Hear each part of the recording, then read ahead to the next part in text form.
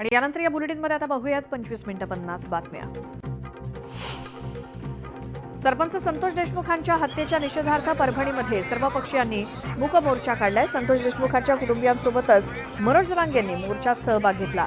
आरोपींना फाशीची शिक्षा देण्याची मागणी करण्यात आली.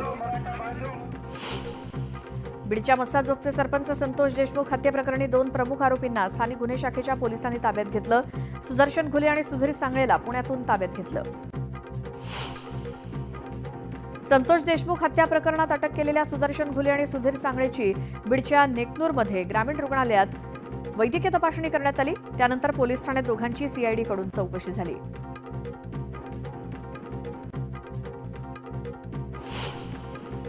बीड हत्या प्रकरणाबाबत बोलताना सुप्रिया सुळेंनी संताप व्यक्त केला. महाराष्ट्रात नक्की चाललंय तरी काय? होणाऱ्या सर्व अटका पुण्यातूनच कशा काय, असे सवाल सुप्रिया सुळेंनी उपस्थित केले. अटकेतील सर्व आरोपींची नार्को टेस्ट करा अशी मागणी मनोज जरांगेंनी केली. नार्को टेस्ट केल्यानंतर सरकारमधील कोणत्या मंत्र्यांचा यात सहभाग आहे हे कळेल, असं जरांगे म्हणाले. सर्व आरोपी पुण्यात सापडतायत, त्यामुळे आता बीडनंतर पुणे जिल्ह्याच्या बदनामीचा प्रयत्न सुरू आहे असा आरोप मनोज जरांगेंनी केला. सरकारमधील कोणत्या तरी मंत्र्यांचा आरोपींना राजकीय पाठबळ आहे. गृहमंत्र्यांनी आरोपी लपवणाऱ्यांना बाहेर काढावं अशी मागणी जरांगेंनी केली. आरोपींना पुण्यामध्ये कोण आश्रय देते? सर्व आरोपी पुण्यात सापडतायत म्हणजे ते एकाच ठिकाणी होते असा संशय संतोष देशमुख यांचे बंधू धनंजय देशमुख यांनी व्यक्त केलाय. सर्व आरोपींवरती मोका लावायला हवा अशी मागणी धनंजय देशमुख यांनी केली. सरपंच हत्या प्रकरणामध्ये आकाच मुख्य आरोपी असल्याचा दावा भाजप आमदार सुरेश धस यांनी केलाय. अटक केलेले सर्व आरोपी हे प्यादे असल्याचं सुरेश धस यांचं म्हणणं आहे. सुरेश धस यांचं बोलणं फडणवीसांच्याच आदेशानुसार सुरू असणार असं खासदार संजय राऊत म्हणालेत. खऱ्या गुन्हेगारांपर्यंत पोहोचण्यासाठी धस पुरेसे आहेत असं राऊत म्हणाले.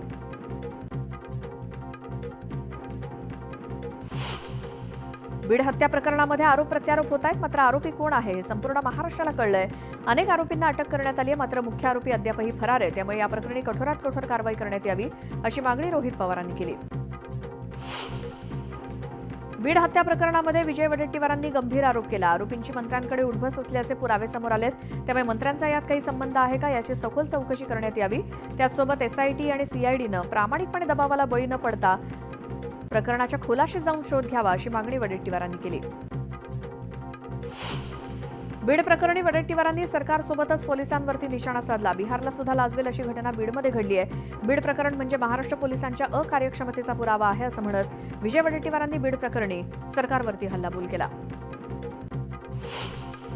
3 पैकी 2 आरोपींना अटक झाली हे ऐकून बरं वाटलं, मात्र आता जिथे चौकशी होईल तिथे सीसीटीव्ही कॅमेरा हवा आणि ऑन कॅमेरा चौकशी व्हायला हवी अशी मागणी अंजली दमानी यांनी केली. पालकमंत्रीपदाचा तिढा प्रजासत्ताक दिनाआधी सुटणार आहे. जवळपास 80% जागांवरती 3ही पक्षांचं एकमत झालं असून 20% जागांवरती महायुतीत तिढा कायम असल्याचं समजतंय. पालकमंत्रीपदाची एवढी चर्चा प्रथमच होतीये. कॅबिनेटपेक्षा जास्त महत्त्व पालकमंत्र्याला आलंय का असा प्रश्न विचारत सुप्रिया सुळेंनी सरकारवर निशाणा साधला. आम्ही केलेल्या टीकेनंतर मुख्यमंत्र्यांनी महाराष्ट्राची भूमिका मांडली. मुख्यमंत्री राज्याच्या हिताचं काम करत असतील तर कौतुक करायला हवं असं संजय राऊतांनी म्हटलं. 2.5 वर्ष फडणवीस चुकीच्या लोकांमध्ये अडकले अशी टीका राऊतांनी केली. लाडकी बहीण योजना भविष्यात राहील का हा प्रश्नच आहे अशी शंका खासदार संजय राऊतांनी व्यक्त केली. ज्यांचे पैसे परत घेणार त्यांची मतही परत द्या असं म्हणत राऊतांनी सरकारवर निशाणा साधला. भाजप प्रदेशाध्यक्ष आणि महसूल मंत्री चंद्रशेखर बावनकुळे यांनी केंद्रीय गृहमंत्री अमित शहांची भेट घेतली. 12 जानेवारीला शिर्डीत होणाऱ्या महाअधिवेशनाची शहांनी माहिती घेतली आणि यावेळी बावनकुळेंनी शहांना महालक्ष्मी जगदंबा मातेचं काष्ठशिल्प भेट दिलं.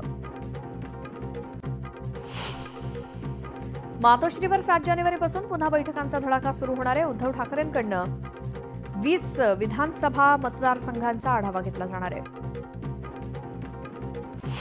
राष्ट्रीय स्वयंसेवक संघाचे ज्येष्ठ पदाधिकारी राज्यातील भाजपच्या मंत्र्यांचा 2 दिवस क्लास घेणार आहेत. आगामी 5 वर्षात मंत्र्यांकडून काय अपेक्षा असतील आणि त्यासाठीचा रोडमॅप काय असावा याबाबतचं मार्गदर्शन केलं जाणार आहे. राज्यातील स्थानिक स्वराज्य संस्थांच्या प्रलंबित निवडणुका फेब्रुवारी-मार्चमध्ये होण्याची शक्यता गृहीत धरून राष्ट्रवादीनं तयारी सुरू केली आहे. या पार्श्वभूमीवर 18 आणि 19 जानेवारीला छत्रपती संभाजीनगर इथे चिंतन शिबिराचं आयोजन केलंय.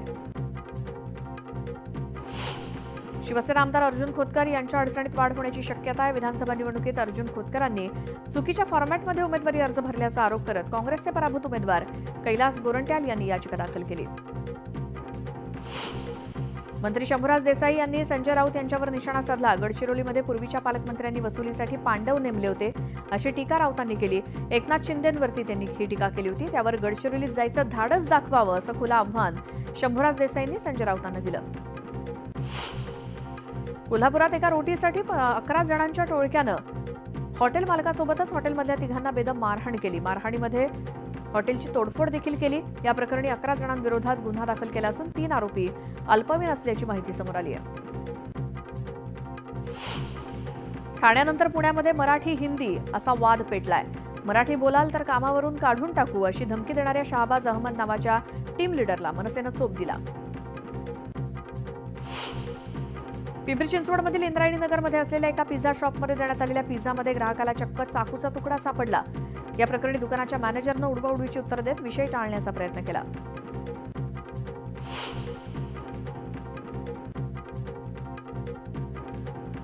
जलसंपदा मंत्री राधाकृष्ण विखे पाटलांना वसंतराव नाईक मराठवाडा कृषी विद्यापीठानं डॉक्टर ऑफ सायन्स ही मानाची पदवी देऊन सन्मानित करण्याचा निर्णय घेण्यात आलाय.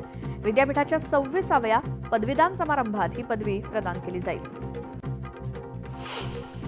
चिपळूण तालुक्यातील सावर्डे गावात धुळीचं साम्राज्य आणि धुराचं साम्राज्य वाढलंय. त्यामुळे प्रदूषणानं माणसांचा श्वास गुदमरतोय. प्रदूषण नियंत्रण मंडळानं तात्पुरती कारवाई करून पुढे काहीच केलं नसल्याची तक्रार स्थानिकांनी केली. पुण्यामध्ये सुप्रिया सुळेंकडनं महाराष्ट्र क्रिकेट असोसिएशनच्या कार्यालयाची पाहणी करण्यात आली.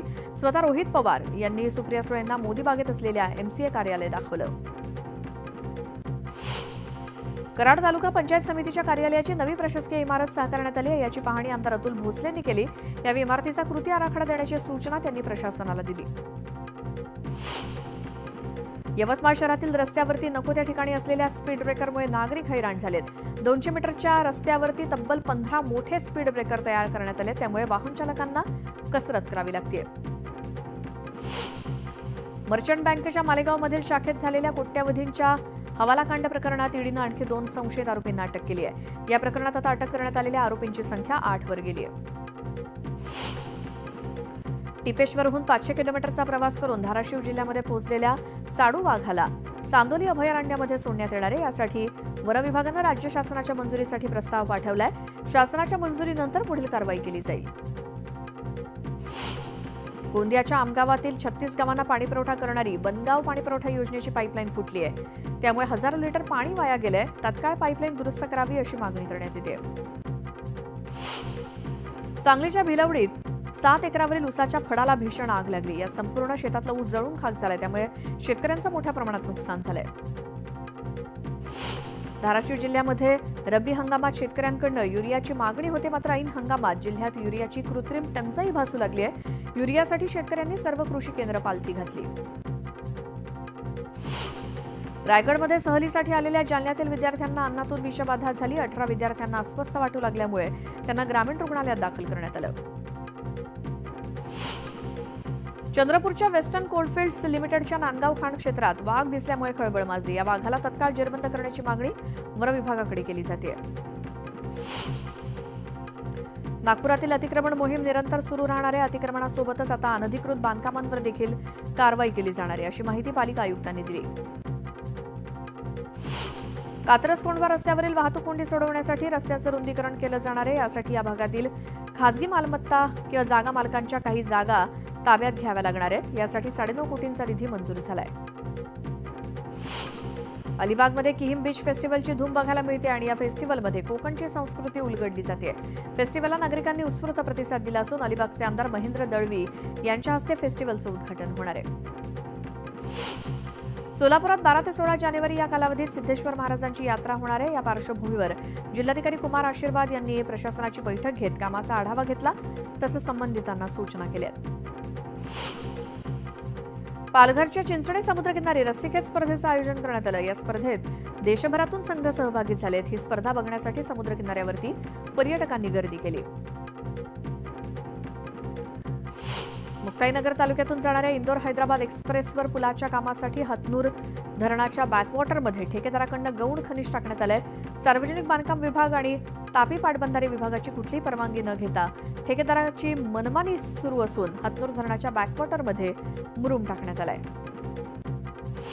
मावळ तालुक्यातील कार्लागडावरील बौद्ध लेणीच्या विकासाच्या कामाला तत्कालीन मुख्यमंत्री एकनाथ शिंदेंनी आवश्यक असलेला निधी देण्याचं आश्वासन दिलं होतं. बौद्ध लेण्यांच्या विकासाचे नियोजन करण्यासाठी बुद्ध लेणी विकास परिषदेचं उद्या आयोजन करण्यात आलंय. सांगली कृषी उत्पन्न बाजार समितीत येणाऱ्या शेतीमालाच्या आवकेची दैनंदिन ऑनलाईन नोंद होणार आहे. यासाठी बाजार समितीनं नवीन ऑनलाईन प्रणाली सुरू करण्याचा निर्णय घेतलाय. बाजार समितीच्या या निर्णयानं व्यापाऱ्यांकडून होणाऱ्या सेस चुकवेगिरीला चाप बसणार आहे. अकोल्यात चायना मांजामुळे अत्यंत दुर्मिळ असलेल्या शृंगी घुबडाला आपला पंख गमवावा लागला. त्यामुळे पतंग उडवताना चायना मांजाचा वापर करू नये असं आवाहन प्रशासनाकडून करण्यात आलंय. एकविरेच्या दर्शनासाठी जाणारी सर्वात मोठी मानाची पालखी जरीमरी आईची पालखी कल्याणच्या तिसगाव इथून निघाली आहे आणि एकविरेच्या कार्लागडावर भक्तिशक्ती संगम पदयात्रा पालखी सोहळा दरम्यान आगरी कोळी बांधव मोठ्या संख्येनं गडावर येतात. चंद्रपुरात एसटीला सतत तोटा सहन करावा लागत असल्यामुळे नवीन वर्षात एसटीनं उत्पन्न वाढीसाठी अतिरिक्त उत्पन्न देणाऱ्या वाहकांना वाढीव उत्पन्नातनं 20% प्रोत्साहन भत्ता देण्याची लक्षवेधी निर्णय घेतलाय. याद्वारे नवीन वर्षात उत्पन्न वाढीसाठी राज्य परिवहन महामंडळ सरसावलंय. खेळणा मध्यम प्रकल्प आणि केळगाव लघु प्रकल्पातनं रब्बी हंगामासाठी अब्दुल सत्तार यांच्या हस्ते आवर्तन सोडण्यात आलंय. केळगाव आणि खेळणातून आवर्तन सोडण्यात आल्यामुळे रब्बी पिकांना याचा मोठा फायदा होणार आहे.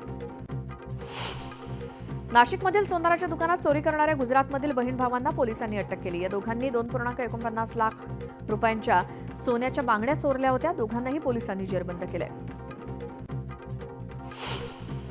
भोर कापूर-होळ रस्त्यावरती पुन्हा एकदा अपघात झालाय. अर्धवट कामामुळे जीव मुठीत घेऊन नागरिकांना दररोज प्रवास करावा लागतोय. मात्र प्रशासनाचं दुर्लक्ष झाल्यामुळे नागरिकांनी संताप व्यक्त केला.